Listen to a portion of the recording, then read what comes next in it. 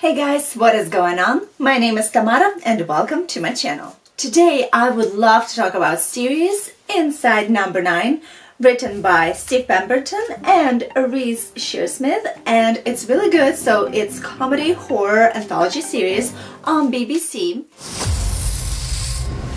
What's the matter? I'm a little bit nervous and a little bit trepidatious, if truth be told. Hi. What do you want? You are obsessed.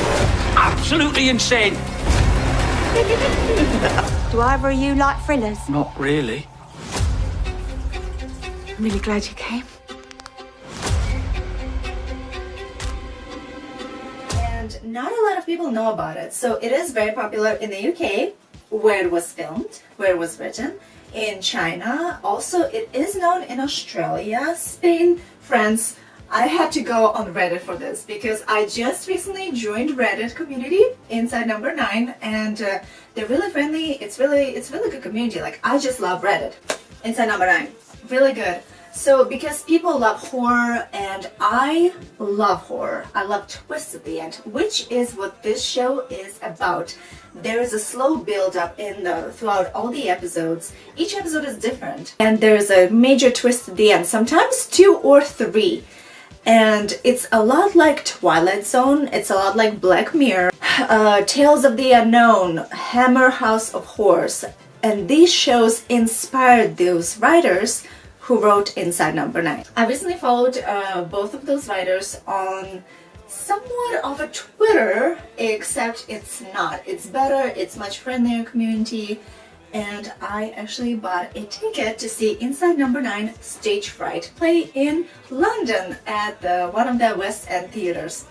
I have been wanting to go to like really good theater for more than 10 years now, because it's really hard to find a good theater in the US unless it's like a Broadway or something. And considering 2 of those amazing individuals are on it, they wrote it, I have been a fan of the show since 2021, if not 2022. When I discovered it, I actually discovered it very accidentally. So I think I was on Amazon Prime and the show was on it, and I'm like, what is this? And you know what? I'll give it a try.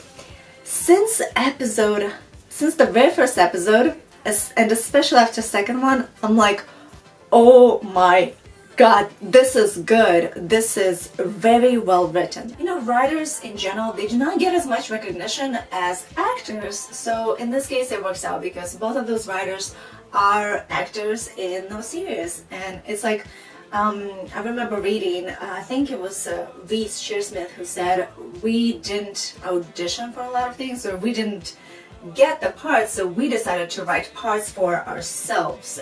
They are so talented. I did not know that one person could hold so much talent inside of them. And I don't know, I have a bit of a crush on Reese Shearsmith because, I mean, oh my God, like, Oh yes, Daddy. After having a crush on Reese Shearsmith, I decided that I think my type is nerdy, quirky, funny Englishman. That's it.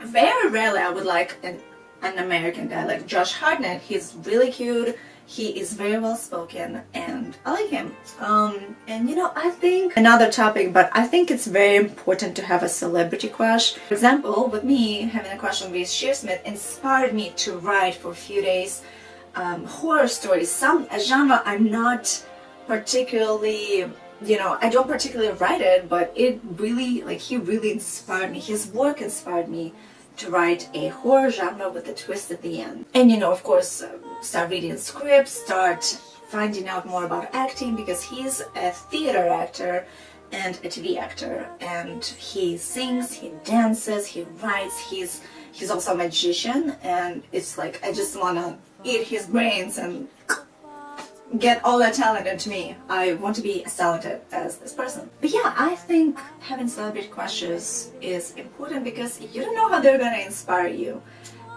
But do be wary if you are planning to meet them. Just be warned, they're regular people. They do have their bad days, they have their good days, so just don't get your hopes up and whatnot. But also approach celebrity crushes like you would approach any other regular person or a stranger. So actually on Halloween night, Me and my friend, we did Ouija board and whatnot and haunted houses prior to that.